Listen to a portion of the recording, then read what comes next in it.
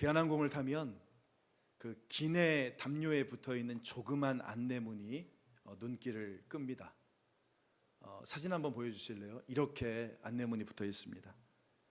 담요를 항공기 외부로 반출 시 처벌을 받을 수 있습니다. 저도 많은 나라의 그 비행기를 타본 것은 아니지만 그럼에도 그 어떤 나라에서도 이렇게 가져가지 말라, 두고 가라, 여러분 이런 안내문이 부착되어 있는 기내 담요가 저는 본 적이 없거든요. 여러분들은 보신 적 있습니까? 적어도 저의 여행 경험상 이런 어떤 안내문이 부착되어 있는 기내 담요는 거의 대한항공이 이렇게 유일하거든요. 여러분 이로 미루어 볼 때 우리가 짐작할 수 있는 사실이 뭐겠습니까? 뭐가 짐작이 돼요? 한국 사람들이 이 대한항공 담요를 너무나 사랑해서 얼마나 많이 집에 가져갔습니까? 여러분 그거 아니겠습니까? 여러분 대한항공 담요를 기내에서 사용한 뒤에 비행기에 그냥 두고 내리는 것은 사회적인 약속입니다. 왜냐하면 이것은 대한항공의 재산이기 때문에. 그럼에도 유독 이 대한항공에만 안내문을 부착해야 될 이 정도로 많은 한국 사람들이, 그러니까 상당수의 크리스천을 포함하고 있는 많은 한국인들이 남몰래 자기 가방에 이 담요를 쑤셔 넣고 있다는 거 아니겠습니까? 한 청년 교회 청년부에서 여름에 해외 단기 선교를 떠났습니다.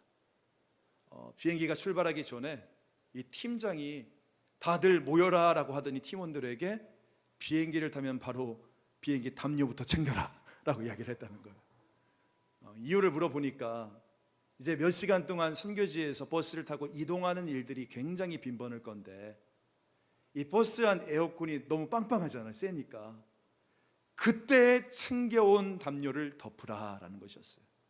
그러니까 아마 이 팀장의 경험에 입각한 어떤 주문이었을 겁니다.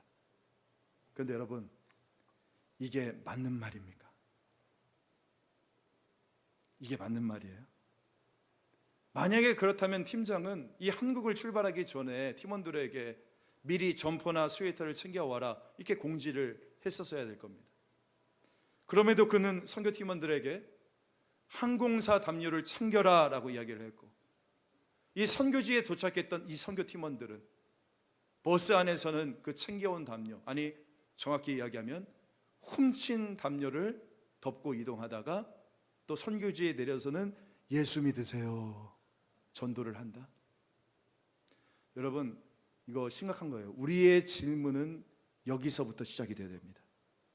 여러분 이들에게 예수란 과연 누구입니까? 이들에게 믿음이란, 선교란 도대체 무엇을 말하고 있는 것입니까? 제가 한 가지만 더 말씀을 드릴게요. 제가 예전에 한 인터넷 커뮤니티에서 참 우픈 이야기를 제가 읽게 되었습니다. 한 애엄마가 그 요즘 앱 있잖아요. 당근 나오는 앱 있지 않습니까? 이 당근 앱에서 중고 아기 그네를 25,000원에 판다라고 올렸더니 연락이 왔대요. 사겠다고. 그래서 약속 장소를 잡고 그네를 가지고 장소에 나아갔어요. 그랬더니 부부처럼 보이는 젊은 남녀가 나왔는데 이제 이 그네를 보고 잘 유심히 막 살펴보더니 갑자기 내고, 그러니까 흥정을 요구하다는 거예요. 15,000원에 해주세요. 그래서 안 된다고 갑자기 10,000원씩 깎으면 어떻게 하냐고 했더니 15,000원 해달라고. 이 남녀가 계속 졸르더라는 거예요.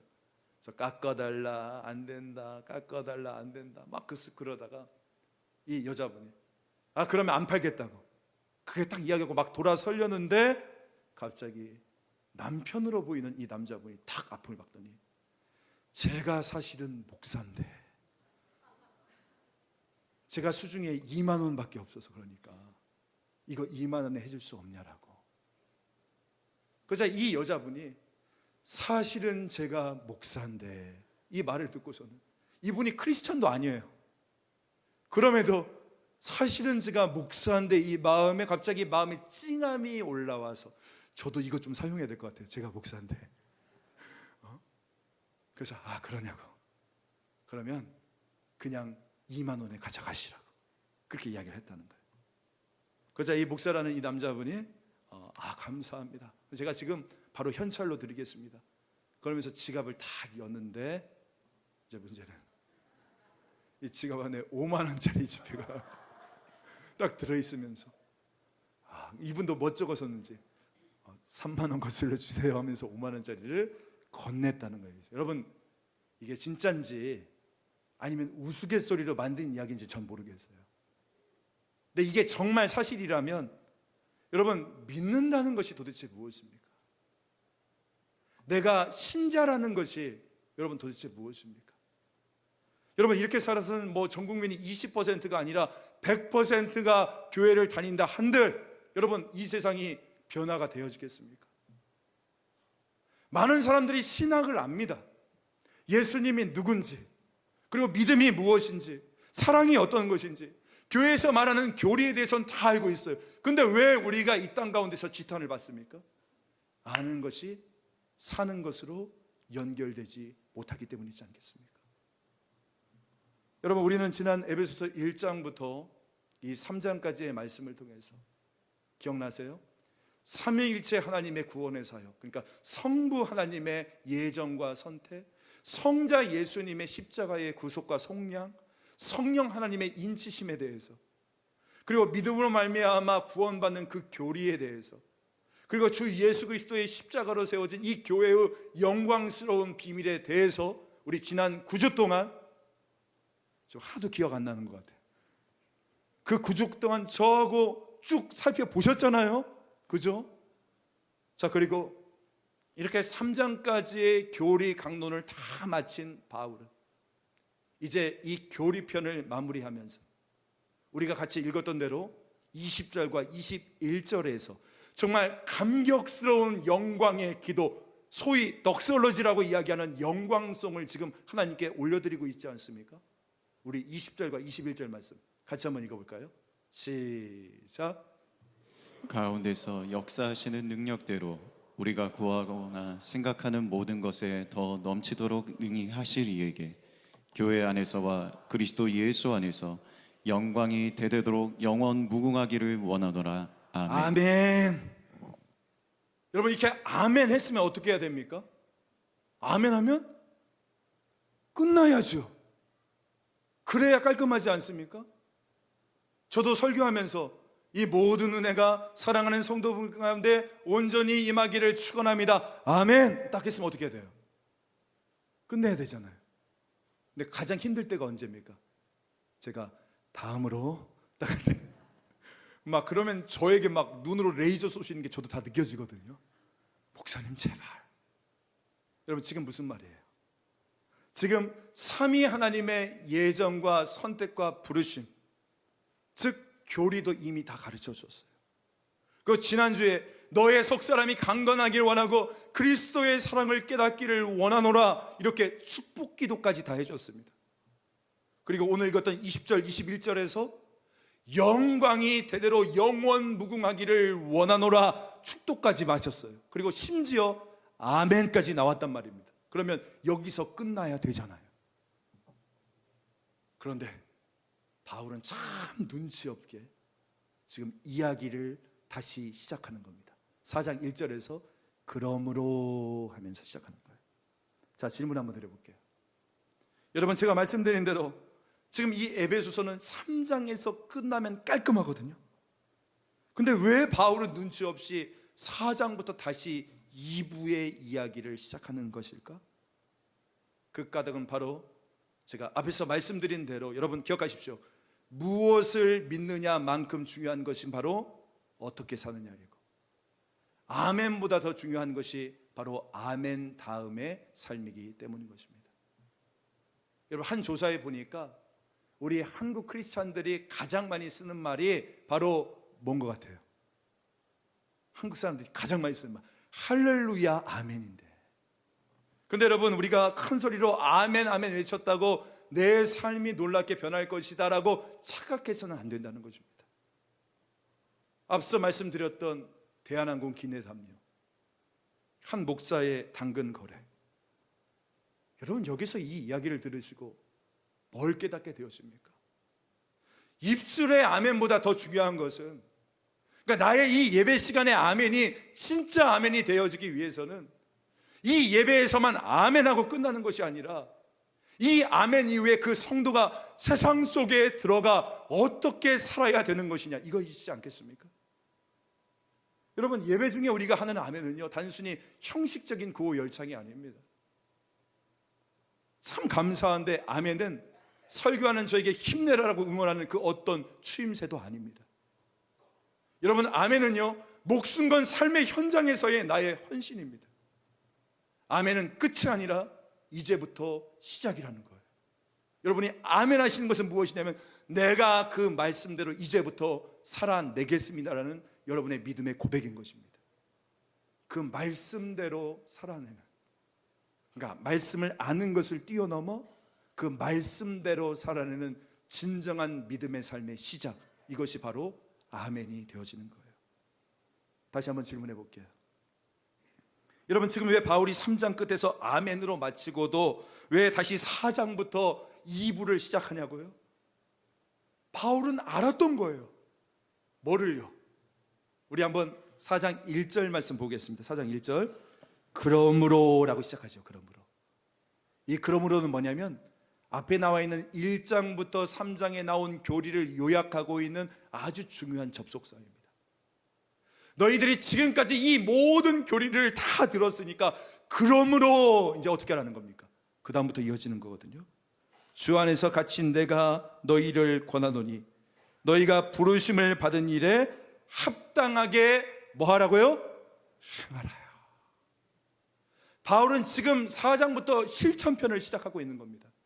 1장부터 3장까지 교리편을 마쳤던 바울이 이제 이 모든 것을 다 들은 너희가 이제 어떻게 살아야 되느냐, 그 삶의 모습을 4장 1절부터 우리에게 보여주는 거예요. 부르심을 받은 대로 합당하게 행하며, 즉 우리가 아멘을 외치는 그 믿음도 중요하지만 그 믿음만큼 살아내는 삶, 이것이 더욱더 중요하다. 이것을 우리에게 강조하고 있는 것입니다. 여러분, 지금 에베소서 4장은 바로 이것, Life of Faith, 그러니까 이 믿음과 삶의 구별이 아니라 믿음과 삶의 연결을 우리에게 말해주고 있는 거예요. 참 안타까운 것이 무엇이냐면, 어렸을 때부터 모태신앙으로 자라왔던 내가 교회에 대해서, 복음에 대해서, 예수님에 대해서 수십 번 수백 번 예배를 드리며 그 주님에 대해서 알고 있지만 Life of Faith, 삶과 믿음의 괴리, 이것이 우리가 세상으로부터 손가락질 받는 가장 큰 이유가 되어지는 거 아니겠습니까? 그렇다면 여러분, 믿는 자의 삶은 어떤 삶이 되어야 될까요? 아멘 이후의 삶은 어떤 삶을 말하는 것입니까? 그러니까 쉽게 말해서 오늘 본문은요, 그 첫 번째를 우리에게 보여주고 있어요. 믿는 자의 삶은 이런 거야 라고 우리에게 그 첫 번째 모습을 보여주고 있다고요. 그게 뭐냐? 그것은 놀랍게도 3절에 보니까 이렇게 이야기하고 있습니다. 평안에 매는 줄로 성령이 하나 되게 하신 것을 힘써 지켜라라는 거예요. 하나 되게 하신 것을 힘써 지켜라. 가정 안에서, 여러분 교회에서, 여러분의 일터에서, 쉽게 말해서 뭡니까? 여러분의 관계에서의 변화가 필요하다는 거예요. 지금 구원받은 자의 삶의 첫 단추는 뭐 음주가물을 끊어라, 나쁜 짓을 끊어라, 아니면 거짓말을 줄여라, 이런 말이 아닙니다. 성령 안에서 하나됨을 지켜라. 이 말은 무슨 뜻이냐면 너희의 관계에서의 변화가 필요하다는 것을 말하고 있는 거예요. 그래서 여러분, 이제 나중에 우리가 살펴보겠지만 에베소서 그 이유를 넘어가면 계속 뭘 이야기하는 줄 아십니까? 남편과 아내와의 관계. 남편은 아내를 그리스도가 교회를 사랑하는 것처럼 사랑하라 이야기하는 것이고, 아내는 남편에게 복종하고 순종하라. 또 뭐가 나옵니까? 부모와 자식도 나오지 않습니까? 자녀들아, 주 안에서 너희 부모를 순종하라. 아비들아, 너희의 자녀를 노엽게 하지 말라. 그리고 종과 상전. 여러분, 믿는 자의 삶의 첫 번째 모습은 무엇이냐면 관계에서의 변화이다. 이것을 우리에게 보여주고 있는 것이에요. 여러분 잘 기억하세요. 내가 믿는 자의 삶을 산다는 것을 무엇으로 확인할 수 있습니까? 바로 여러분의 인간관계를 보면 됩니다. 여러분 묻고 싶어요. 예수 믿고 나서 여러분의 인간관계에 어떤 변화가 있었습니까? 예수 믿고도 똑같이 분노하죠. 여러분 그 포인트에서. 안 그래요? 보면 똑같이 분노하고 예수 믿고도 똑같이 비난하고 가장 힘든 게 뭔지 아세요? 삐진 포인트도 똑같아. 보면 맨날 거기서 삐져. 그 부분은 아무리 말씀을 듣고 기도를 해도 딱 그 삐진 포인트가 있거든요. 거기서 다 삐져요. 아니에요 여러분. 믿는 자의 삶의 첫 번째 변화는 바로 성령 안에서 하나됨, 즉 관계에서의 변화로 이루어져 가야 된다는 거예요. 여러분 오늘날 교회 안에 많은 분들이 쉽게 빠지는 함정이 있습니다. 그게 뭐냐면 제가 두 가지 말씀드리고 싶은데, 첫 번째는 뭐냐면 편안한 신앙생활을 위해서 영적인 개인주의를 추구한다는 거예요. 영적인 개인주의. 이게 뭔지 아세요? 아유 내가 교회 다녀봤는데 참 사람 귀찮게 해요. 그래서 저 그냥 예배만 보고 갈래요. 이 교회 예배는 참 은혜로운데 저 별로 엮이고 싶진 않거든요. 저 등록 안 할 거니까 말 걸지 마세요. 그런 분들 계시죠. 그리고 이런 사람들의 모임 싫어요. 다 싫기 때문에 그냥 예배만 드릴 거예요. 우리 가운데도 있잖아요 그런 분들이. 여러분 그러면 신앙생활은 편하게 할지 몰라도 하나님께서 이 땅에 주신 최고의 선물인 이 교회는 누릴 수가 없다니까요. 혹시 교회 안에서 상처받으신 분이 있다 할지라도 여러분 꼭 기억하십시오. 여러분 이 교회의 머리가, 이 교회의 주인이, 이 교회의 참된 소망이 예수 그리스도이심을 여러분 믿으신다면 여러분 반드시 등록하시고 이 교회 안에서 함께 공동체의 생활을 살아나가셔야 됩니다. 그래야 여러분의 믿음이 성장해요. 이거 꼭 기억하십시오. 그리고 두 번째로는 우리가 서로의 다름을 발견할 때가 있단 말이에요. 근데 우리가 서로의 다름을 발견하게 되어질 때 이것을 인정하지 못하고 편을 가르고 나누어지는 이런 유혹에 빠질 수가 있습니다. 그러니까 쉽게 말하면 이런 거예요. 여러분 우리 어르신들은 8090 이 복음송에 은혜 받으신 분들이잖아요. 그러다 보니까 요즘 젊은 애들의 찬양을 부르면 은혜의 은자도 못 누려요. 그죠? IVF, CCC 출신들은 소그룹 성경 공부를 강조합니다. 그런데 순복음교회 출신들은 또 뭐예요? 뜨거운 기도와 성령의 은사를 강조하죠. 월드비전이나 컴패션 같은 이런 출신들은 가난하고 소외된 분들을 돕는 사회 공헌의 비중을 두고, 또 선교하다가 은혜 받으신 분 계시잖아요. 이런 분들은 선교하지 않는 교회는 교회도 아니다 이러면서 내가 은혜 받았던 코드대로 교회가 움직이지 않으면 어떻게 합니까? 이 교회 이상해, 이렇게 이야기하는 거예요. 자, 그런데 오늘 4장 첫머리에서 지금 바울이 뭐라고 이야기하고 있습니까? 3절 다시 한번 볼까요? 평안에 매는 줄로 성령이 하나 되게 하신 것을 힘써 지키라. 여러분 여기서 평안에 매는 줄은 예수 그리스도의 십자가를 말하는 것입니다. 그러니까 이 십자가로 누가 하나가 되게 하신 거? 내가? 우리가? 아니에요. 지금 우리 안에 계신 동일한 성령께서 우리로 이미 교회되게 하신 것, 우리로 이미 하나 되게 하신 것을 여기서 중요한 포인트입니다. 힘써 지켜라. 영어 성경에 보니까 make every effort라고 나와 있어요. 너의 모든 노력을 쏟아 부어라. 그렇게 이야기를 하고 있는 겁니다. 자, 그런데 여러분 오늘 이 3절에 성령이 하나 되게 하신 것을 지키기 위해서, 쉽게 말해서 우리의 관계 속에 진정한 변화가 일어나기 위해서는 오늘 2절에 반드시 구비해야 될 몇 가지 조건들이 나와 있다는 것을 보게 되어줍니다. 우리 2절 말씀 같이 한번 읽어볼까요? 시작. 겸손과 온유로 하고 오래 참음으로 사랑 가운데서 서로 용납하고. 자, 여기에 보니까 우리의 인간관계가 진정으로 변화되어지기 위해서, 쉽게 말하면 믿는 자로서의 삶을 살아가기 위해서는 세 가지가 필요합니다. 첫 번째 겸손이고, 두 번째가 온유이고, 마지막 세 번째가 서로 용납합니다. 이거 보면요, 세 개가 다른 말 같은데 같은 말이고요. 같은 말 같으면서도 또 조금씩 다릅니다. 자, 한번 여러분께 여쭤볼까요? 여러분, 겸손이 뭡니까? 겸손. 우리가 생각하는 겸손 뭐예요? 아, 목사님 저 못해요. 시키지 마세요. 저분이 저보다 훨씬 더 잘해요. 여러분, 이게 겸손이 아니죠. 오늘 본문에 나와 있는 이 모든 겸손이라는 것은 그 우리에게 익숙한 체면주의 유교 문화에서 배운 바로 겸양지덕의 그 겸손을 말하고 있는 것이 아닙니다. 그러면 겸손이 뭐냐? 우리 성경적으로 봅시다. 겸손은 뭡니까? 우리 한번 창세기 말씀으로 돌아볼까요? 여러분, 에덴 동산에서 아담과 하와가 그 사단의 유혹에 넘어가서 이 선악과를 따먹지 않습니까? 여러분, 그때 사단이 아담과 하와에게 부추겼던, 유혹했던 말이 뭐였어요? 너희가 이 선악과를 따먹으면 어떻게 된다고 했어요? 하나님처럼 될 거야. 하나님과 같이 눈이 밝아질 거야.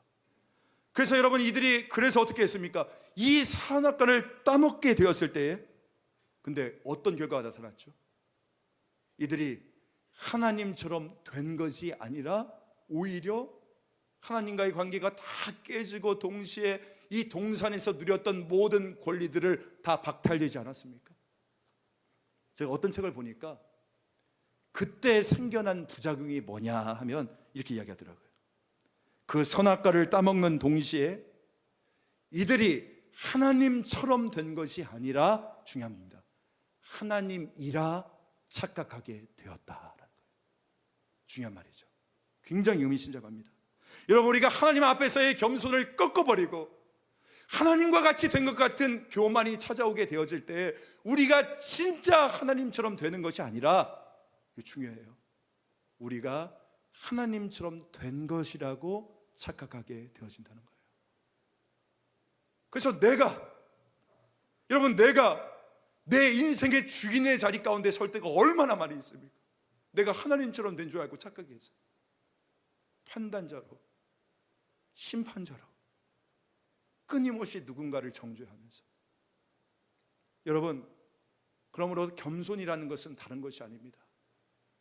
내가 하나님이라 착각하는, 아니 내가 내 삶의 주인이라 착각하는 그 모든 착각들을 다 깨어 부수고 다시금 피조물의 자리로 내려오는 것. 여러분, 이게 바로 성경에서 말하는 겸손이 되어지는 거예요. 우리 베드로전서 5장 5절도 한번 읽어볼까요? 시작. 많은 자들아, 이와 같이 장로들에게 순종하고 다 서로 겸손으로 허리를 동이라. 하나님은 교만한 자를 대적하시되 겸손한 자들에게는 은혜를 주시느니라. 자, 이거 그대로 떼어줘 보세요. 저기 보니까 겸손으로, 지금 베드로가 얘기합니다. 겸손으로 허리를 동이라. 이게 무슨 말인지 잘 좀 이해가 안 되잖아요. 그래서 이것을 원문으로 보니까 이런 뜻을 가지고 있더라고요. 겸손의 앞치마를 두르라. 좀 재밌는 표현이죠. 겸손, 예수님 무슨 백종원인가? 이게 겸손의 앞치마를 두르라. 이 겸손의 앞치마가 뭐냐는 거예요. 여러분, 저는 분명히 베드로가 지금 이 말씀을 기록하면서 머릿속에 연상되는 한 그림이 있었을 거라고 생각합니다. 떠오르는 어떤 이미지가 있었을 거예요. 바로 요한복음 13장에 나오는 그 장면이었겠죠. 우리 요한복음 13장 4절 5절 말씀 같이 한번 읽어봅시다. 시작. 잡수시던 자리에서 일어나 겉옷을 벗고 수건을 가져다가 허리에 두르시고 이에 대야에 물을 떠서 제자들의 발을 씻으시고 그 두르신 수건으로 닦기를 시작하여. 베드로에게 있어서 이 겸손을 떠올릴 때마다 바로 이 장면, 자신의 인생에서 결코 잊을 수 없는 장면, 주님이신 예수님께서, 하나님의 아들 되시는 예수님께서 손수 앞치마를 두르시고 무릎을 꿇고 허리를 숙여 자기의 이 더러운 발을 씻어주셨던 바로 그 장면. 그래요, 여러분, 이 베드로에게 있어서 이 겸손이라는 것은 어떤 추상적인 그 무엇이 아니었습니다. 아주 실제적인 장면이었어요. 겸손이 뭐냐? 자격 없는 나, 지극히 낮은 제자인 바로 나에게 그 높으신 주님께서 앞치마를 손수 두르시고 내 앞에서 무릎을 꿇고 허리를 숙여 나의 발을 씻기시는 바로 그 행위, 이것이 베드로가 인식하는 겸손이었다는 것입니다. 사랑하는 성도 여러분, 오늘 이 주님의 이름으로 여러분들께 권면합니다. 정말 여러분들에게 이 겸손의 앞치마가 두리워져 있기를 간절히 소망합니다. 내 발을 씻겨주셨던 그 주님의 앞치마 말이에요. 여러분, 질문 한번 드려볼게요. 성도 간의 하나됨의 능력이 어디에 있다고 생각하세요? 여러분 가정 안에서 부부 간의 하나됨의 능력이 어디 있다고 생각하십니까? 성령이 하나 된 것, 즉 내 관계에서의 진정한 변화를 이끌어내는 첫 번째 힘이 뭐라고 생각하십니까? 오늘 본문은 분명히 말합니다. 모든 겸손이다. 그런데 왜 여러분이 사람들 평가하세요? 왜 여러분이 심판자 노릇하세요? 여러분이 무슨 권리로 누군가를 정죄합니까? 여러분, 하나님이 된 것 같은 착각에서 깨어나셔야 돼요. 하나님이 된 것 같은 착각에서 깨어져서 다시금 피조물의 자리로 내려와 여러분 권면합니다. 서로를 향해 이 겸손의 앞치마를 두르시라는 거죠. 오늘 바울은 여기에서요, 손쉽게 성령 안에서 하나 되기 위해서 기도해라 이런 말 하지 않습니다. 기도하라는 말 나오지도 않아요. 대신 뭐라고요? 서로를 향해 예수님처럼 겸손의 앞치마를 두르라라고 말씀하고 있는 것입니다. 이것이 하나됨의 출발이 되어진다는 거예요.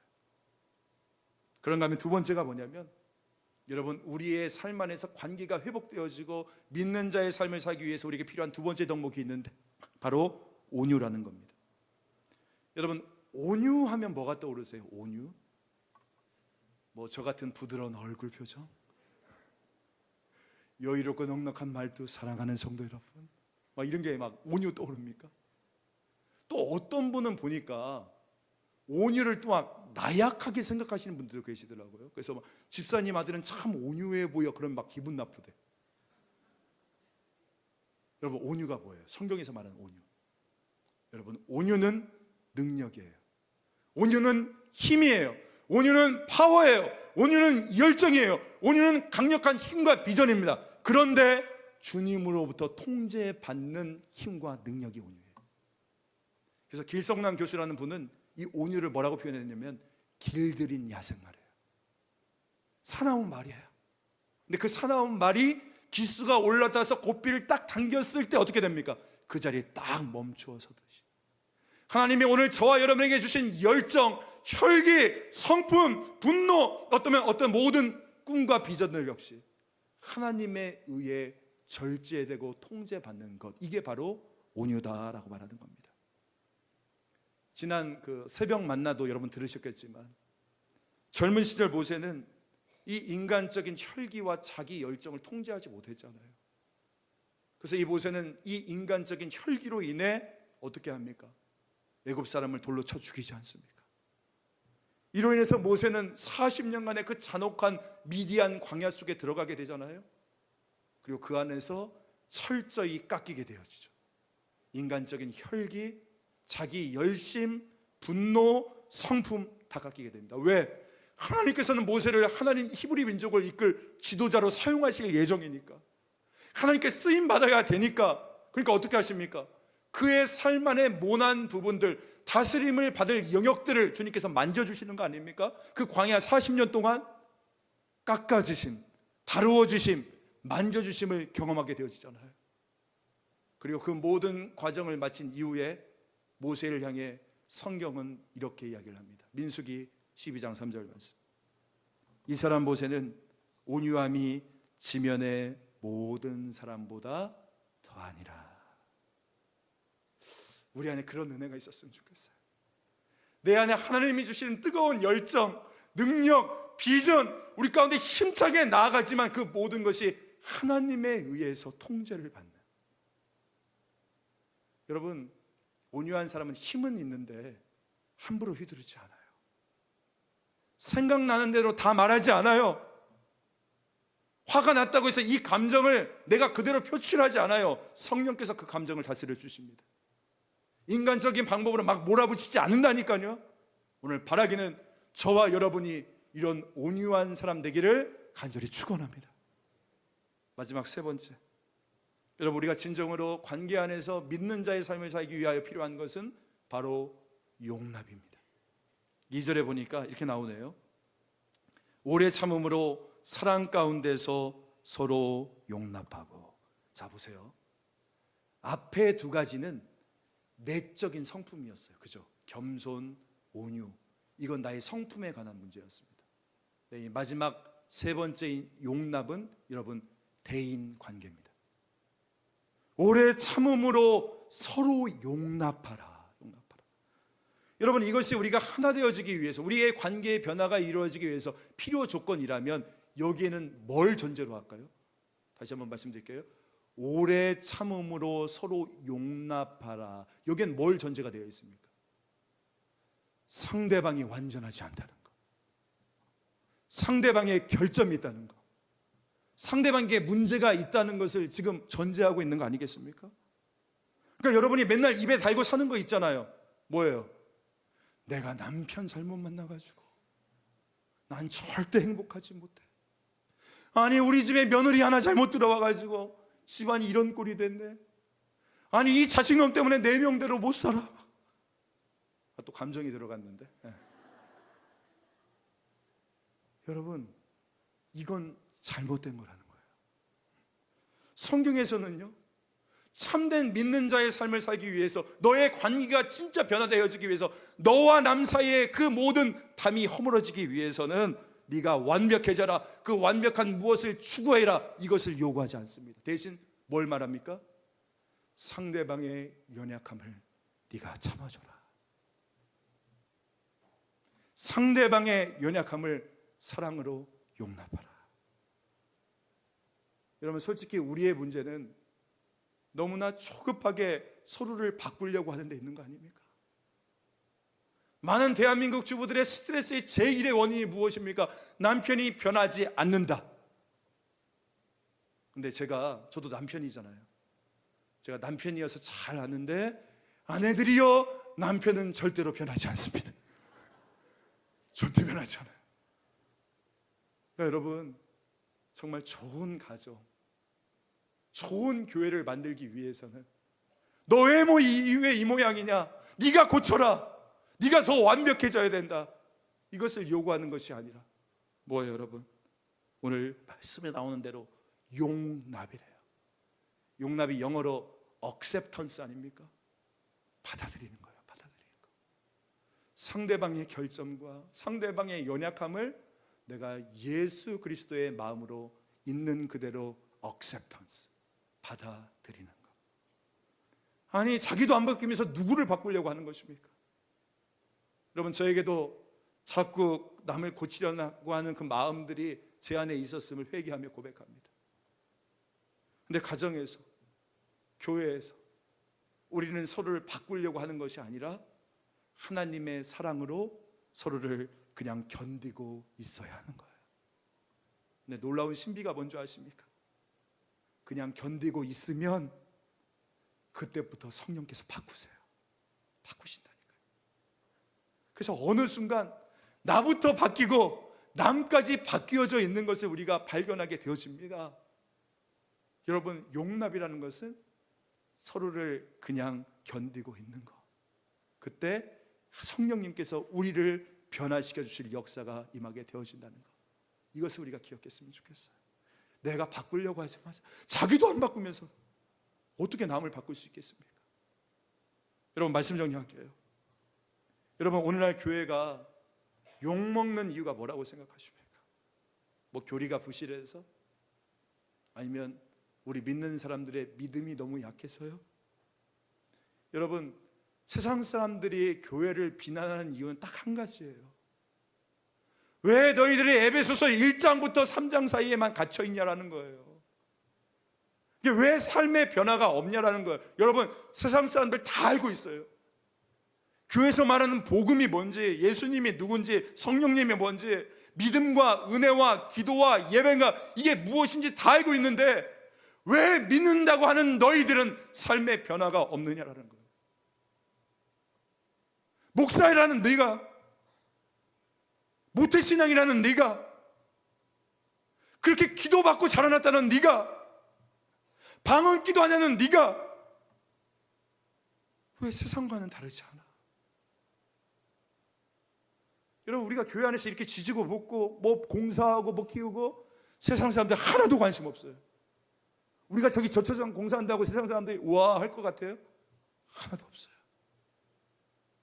진짜 우리에게 와하는 것은 무엇이냐면 아는 것, 믿는 것을 내 삶으로 살아낼 때, 그때 세상이 우리를 바라보는 시선이 달라지지 않겠습니까?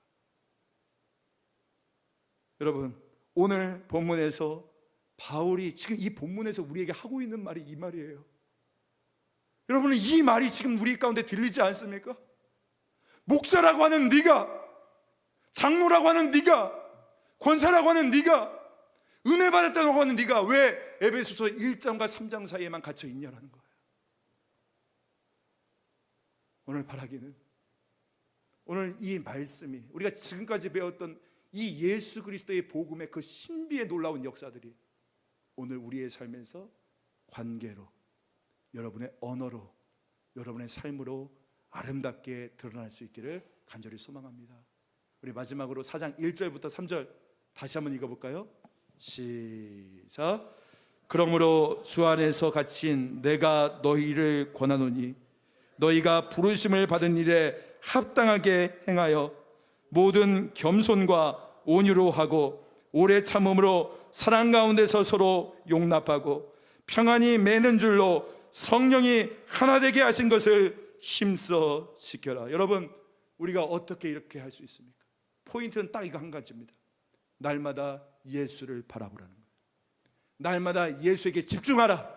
날마다 예수를 묵상하라. 그분을 여러분의 가슴 속에 모시라는 거예요. 그래서 그의 생각이 나의 생각이 되고 그의 가치관이 나의 가치관이 되도록 충분히 예수 중심으로 져주면 믿음으로 살아가는 그 삶을 살아갈 수 있을 것이다라고 말씀하고 있습니다. 이런 바라기는 예수 닮아가기를, 예수님 묵상함으로 예수님의 성품인 겸손과 온유와 용납함이 우리 가운데 있어서 우리 집에 교패 붙어있는 걸로 내가 크리스찬인 걸 드러낸 것이 아니라 여러분의 삶의 겸손과 온유와 용납으로 세상이 나를 그리스도인임을 알게 하는 저와 여러분 되시기를 주 예수님의 이름으로 간절히 축원합니다. 아멘.